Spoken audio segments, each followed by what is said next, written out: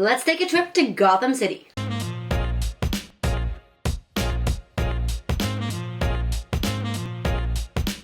Welcome back to Marathon Meeples. Today we're going to be taking a look at Panic in Gotham City, where Infinite Rabbit Holes has designed an entire mixed reality game based on Batman and the Joker. So let's take a dive in and see what this game is all about. I was first exposed to this game at PAX Unplugged, and I was amazed by the display and how you were using your cell phone to actually dive into this world. And it was bringing the actual tabletop game to life. Now, I don't want to give you too many spoilers because it is an escape room style game where you're going to be solving puzzles to move along the different cases. We're going to look at just a couple little pieces, such as this newspaper.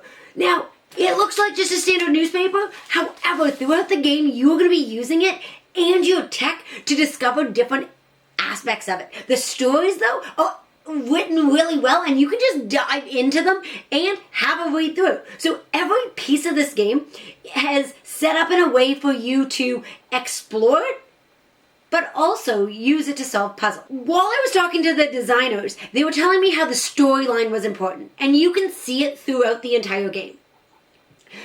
Every case has an kind of like an intro video or an exit video, and it kind of sets up the theme of the next thing that you're going to be solving. So even if you're not heavy into puzzles, you're going to get the enjoyment throughout that storyline. Now, you can play it by yourself, or you can play it with a group. The beauty of that is, if somebody's not able to make it on game night, that's okay, because every puzzle is a standalone. So even though you're going to be building up elements of your tabletop, you are going to be able to play out that puzzle without the entire team. Now, I did play a few cases on my own.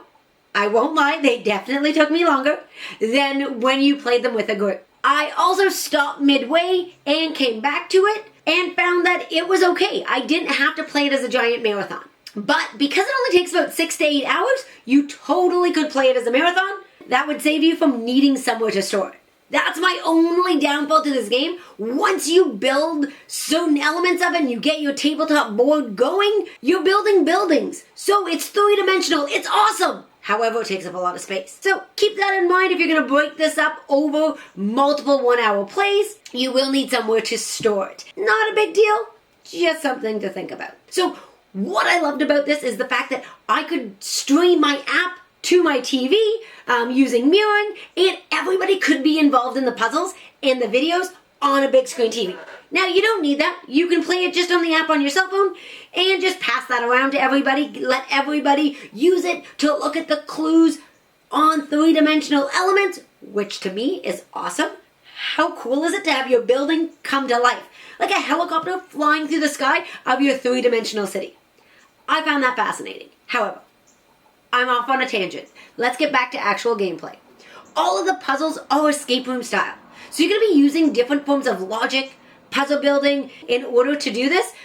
There's only a couple of them where having multiple people is definitely an asset because you're flipping back and forth between things. However, don't let that stop you. You can do it alone. Now, why do I love it? It's communication based. So, as a business teacher, I know how boring. It teaches communication, time management, project management. I just find it fascinating. And once you're done, you can pack everything back into the individual puzzle cases and give this another go. Now, if you know how to play it and you know the puzzles, you just might decide to be a moderator and allow other people to take a go. However, every case, you're not allowed to open them until you get there. And I seem to have. And some are even in cool plastic evidence bags. But what's inside is for you to discover.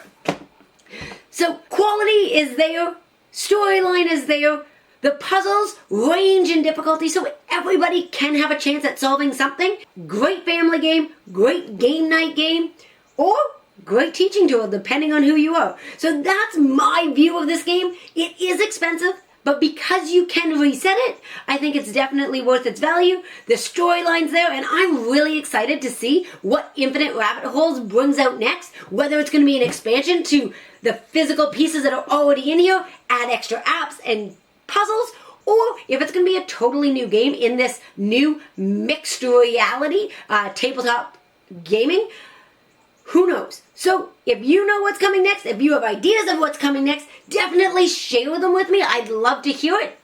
And tell me, what's your take on mixed reality? Do you prefer a standalone tabletop game? Or would you rather play a video game? I find this is that perfect blend to get everybody involved and still keep communication going. That's all for Marathon Meeples. Have a great day.